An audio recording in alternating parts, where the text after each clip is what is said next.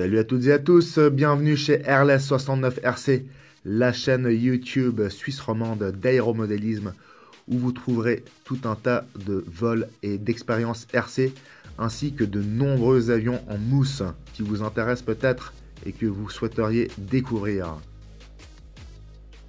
Ce clip est consacré à la réparation de mon superbe Carbon Z Cub que vous connaissez peut-être, ce volatile de 2,15 m d'envergure proposé par Horizon Hobby, qui est quand même très solide.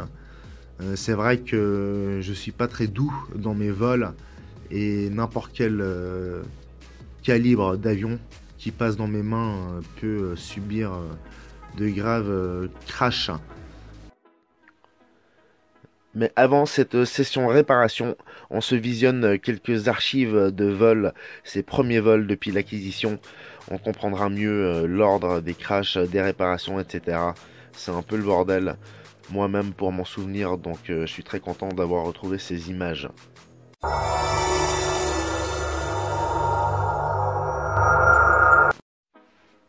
Mais en résumé, tout démarre en 2016, en été, lorsque j'ai acquis l'avion. Et que très vite je lui ai fait subir son premier crash. Je l'ai mis de côté durant une année parce que ça m'a dégoûté un peu. Je l'ai ressorti ensuite pour le réparer. J'ai effectué le vol test après cette première réparation et le comble, c'est que j'ai réussi à le recrasher immédiatement. De là, j'ai enchaîné les vols, les crashs, les réparations, etc. Bon visionnage. Bon allez, cool. Mardi 1er août 2017, fête nationale. On profite forcément de faire un vol, surtout qu'il fait beau. Donc parfait. Et d'autre part, j'ai enfin réparé mon Carbon Z Cube que voici. Je l'avais craché l'été dernier et j'ai été un peu dégoûté. Je l'ai laissé de côté pendant tout l'hiver bien sûr. Et puis je me suis mis à la réparation il y a 3 jours. On voit bien les fissures, il est abîmé, il est vraiment, il est moche là. Mais tout est bien collé, tout est bien rafistolé. J'ai réparé l'essentiel. Je vois pas. Ah oui.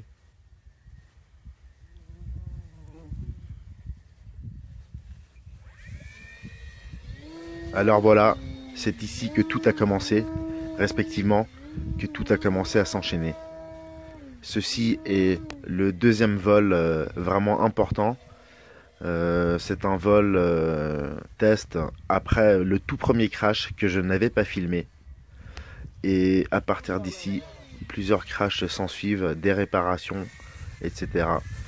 Et aujourd'hui, comme dit tout à l'heure, j'en suis à devoir remplacer le moteur. Je suis toujours en attente, donc vivement les prochaines vidéos.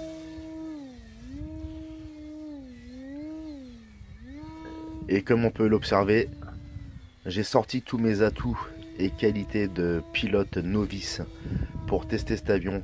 Je le repousse dans ses limites, je le brutalise. Donc pas étonnant que j'ai été amené à le crasher aussi souvent.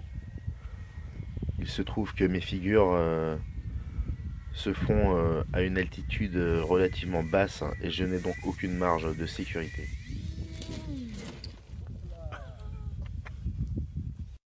Vas-y. Je vais faire un décollage avec les flaps à fond. Tu vas voir comment on décolle. C'est l'avion qui bouge.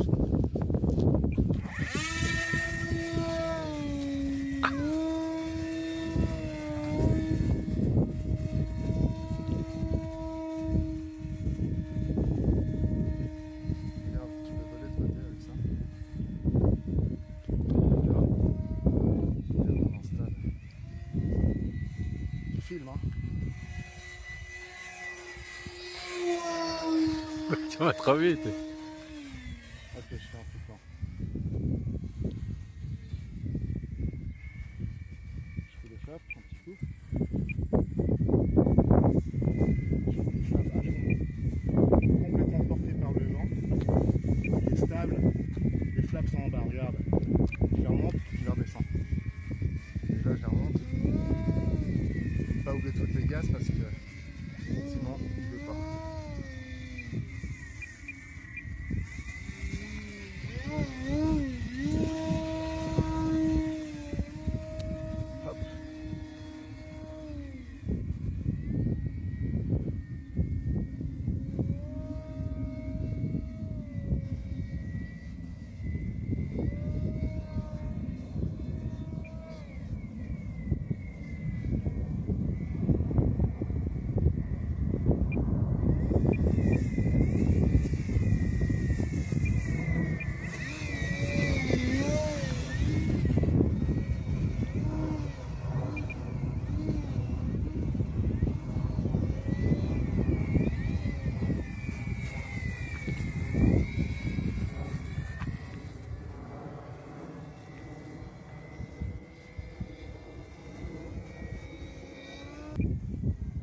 Allez, atterrissage.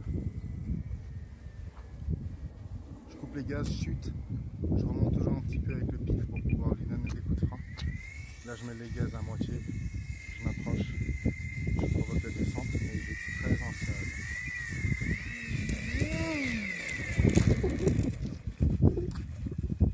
Magnifique. C'était bien réparé, cet avion.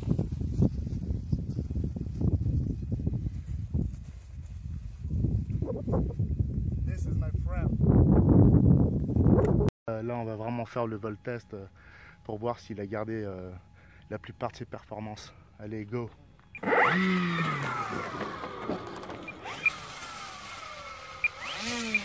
2 mètres. 2 mètres d'envergure.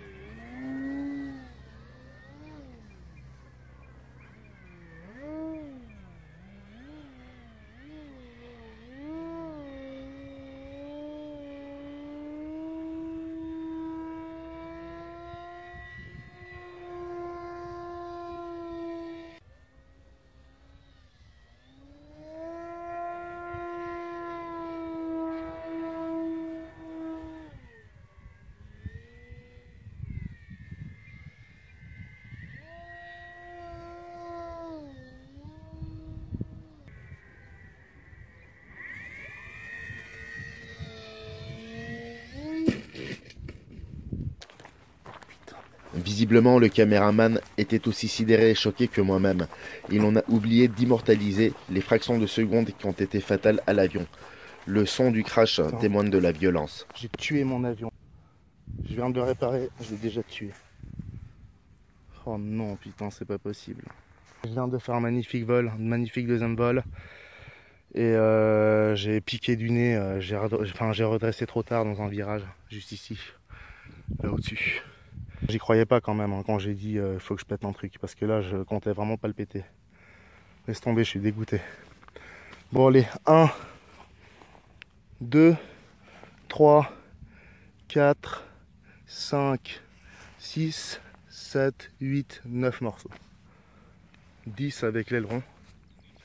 Ah, au moins les haubans, ils ont tenu, c'est que l'avant. Allez, on recolle ça vite fait et on y retourne. Dommage quand même, bordel. J'ai décidé de le repeindre et je le prépare donc avec du scotch de carrossier. Ça valait la peine car je souhaitais cacher les cicatrices. Après tous ces crashs, elles étaient quand même bien apparentes. J'ai dû passer un bon petit moment durant la réparation sur le firewall qu'on voit ici, qui est en plastique dur mais qui a cédé en son centre, à savoir là où on vient fixer le moteur 6 as de 470 kV. Vu le poids qu'il fait et la puissance qu'il dégage, autant passer du temps sur cette réparation. Il faut bien s'assurer également que le firewall soit centré, bien replacé, car le museau en mousse tout autour prendra forme de façon esthétique seulement si l'intérieur est bien préparé. C'est logique. Il faut bien se prendre le temps. Le RC est quand même une affaire de patience et plus vous passerez de temps en amont sur vos réparations,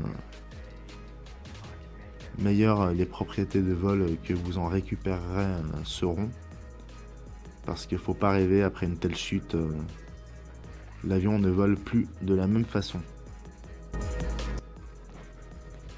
Voilà ce fameux firewall qui s'est décollé et que je dois recoller à tout prix.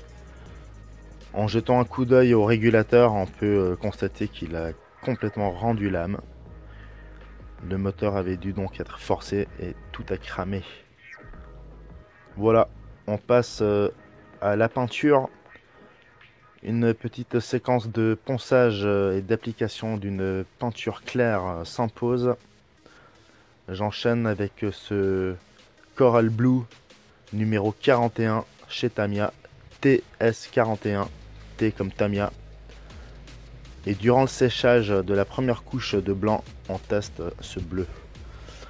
J'ai été patient, j'ai laissé sécher le blanc quelques jours avant d'attaquer avec le bleu. On n'oublie pas d'appliquer plusieurs couches, de fines couches de peinture, histoire de garantir une bonne adhérence et un bon résultat. Lorsque j'ai terminé cette couleur, j'ai traversé une période où j'ai pas pu m'en occuper, donc je l'ai laissé de côté plusieurs mois. Et le résultat est d'autant meilleur parce que quand j'ai enlevé les scotch de carrossier, tout était vraiment bien incrusté dans le Sagex. Les traits étaient nets et lisses. Tout était vraiment bien ressorti. Il manque plus que le détail des ailes. Mais sinon, on arrive au bout. Faut dire que lorsque j'ai terminé la peinture, j'étais impatient de remonter l'avion parce qu'avec cette nouvelle couleur, forcément, on est motivé pour retourner au terrain. On va d'ailleurs voir une petite vidéo. Mais malheureusement, il a suffi d'un seul vol test suite à la reconstruction de l'avion pour subir un nouveau crash. Il faut dire que le jour n'était pas très bien choisi puisque le vent était puissant. Mais voilà, une faute de pilotage.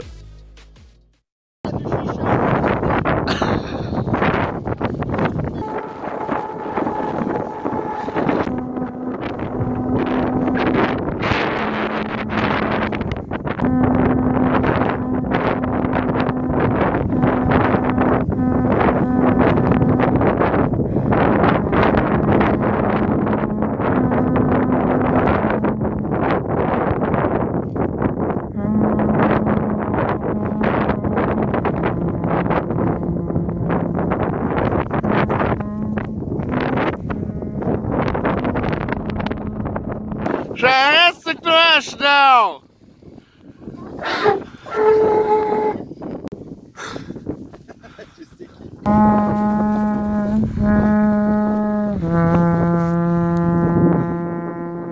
On est à Longiro, on est dimanche 21 octobre 2018, on est en fin de journée, énormément de vent, bien pire qu'hier, mais on s'en fout, on embarque la GoPro sur le Carbon Z Cube.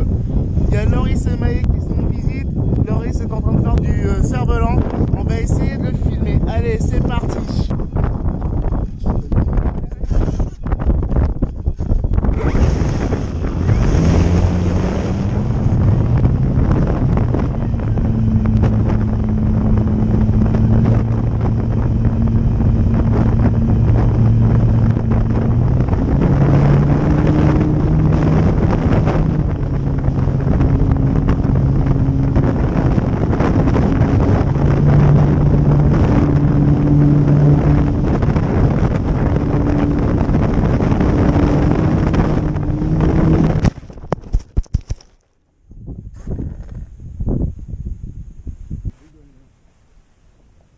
Oh putain, ouais, alors là, il est comme... Ah ouais, je l'ai bien pété, hein. Oh là là.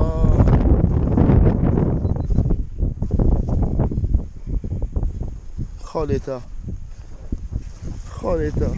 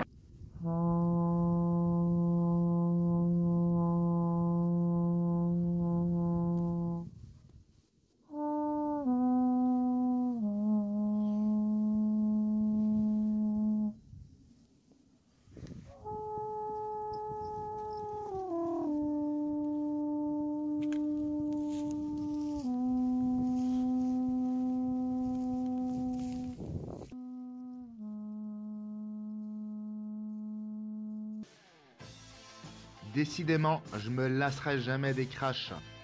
On prend les mêmes et on recommence. Allez go! Mardi 23 avril 2019, Langiro Duo. On repart avec le Carbon Z Cube après réparation.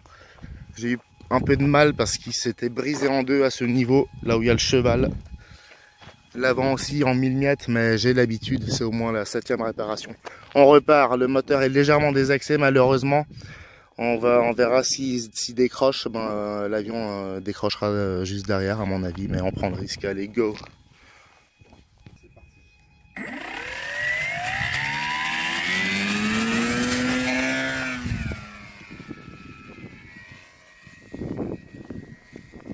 Pour être plus précis, toute la partie centrale du moteur avec le bobinage se décroche de l'axe et en quelque sorte se déboîte de la carcasse. Ouais, je sais pas, maintenant il y a du vent, effectivement.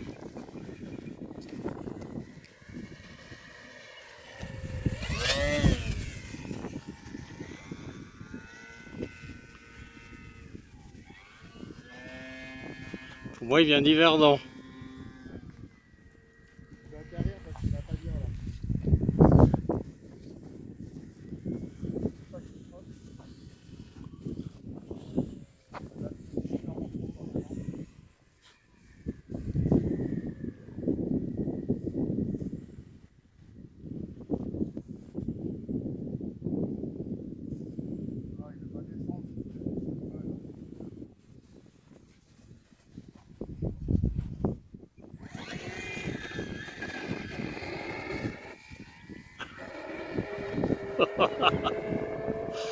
Oh, t'es Dieu.